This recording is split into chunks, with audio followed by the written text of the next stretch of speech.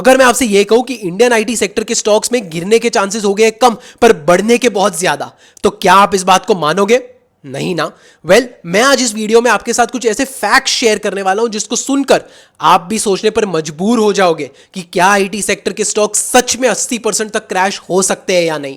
तो इस वीडियो को एंड तक जरूर देखना। इससे पहले एक सिंपल फैक्ट को समझते हैं कि आईटी सेक्टर के स्टॉक्स का निफ्टी 50 में करीबन 10 से 11% तक का वेटेज है। तो जहां लोग ये मानते हैं कि 70 से 80% तक आईटी स्टॉक्स क्रैश कर जाएंगे, तो इसका मतलब है कि निफ्टी करीबन 9% तक गिर सकता है। और ये तो सिर्फ एक इंपैक्ट है, आगे के इंपैक्ट सुनकर तो आप और भी डर जाओगे। Indian IT BPM sector India के जीडीपी का 7.5% ग्रोथ कंट्रीब्यूट करती है और 56 लाख टेक जॉब्स इस सेक्टर से जुड़े हुए हैं। हाइपोथेटिकल सिचुएशन लेते हैं कि अगर ये 56 लाख टेक जॉब्स चली गई और लोग अनएम्प्लॉयड हो गए, तो इसके चलते एफएमसीजी कंजम्पशन पे कितना बड़ा असर पड़ेगा।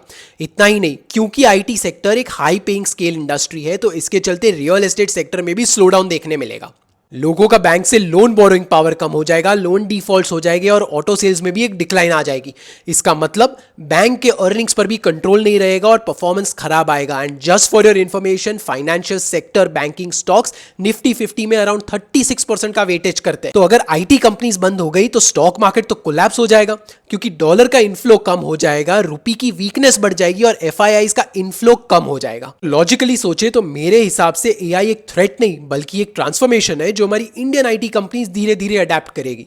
इसीलिए मेरे हिसाब से आईटी स्टॉक्स जो फंडामेंटली साउंड अच्छे करते हैं, उन कंपनीज में धीरे धीरे एसआईपी करने के मौके बन रहे हैं। याद रखिए, मार्केट्स पर किसी का कंट्रोल नहीं। मैं भी रॉन्ग हो सकता हूं, पर मैं सिर्फ अपने फैक्ट्स और पर्सनल अंडरस्टैंडिंग शेयर कर रहा हूं, क्योंकि पैनिक से ज्यादा जरूरी लॉजिकल अंडरस्टैंडिंग है। तो अगर आपको भी ये रील पसंद आई, then don't forget to like this page, share this reel with all your friends and follow this page for more such content.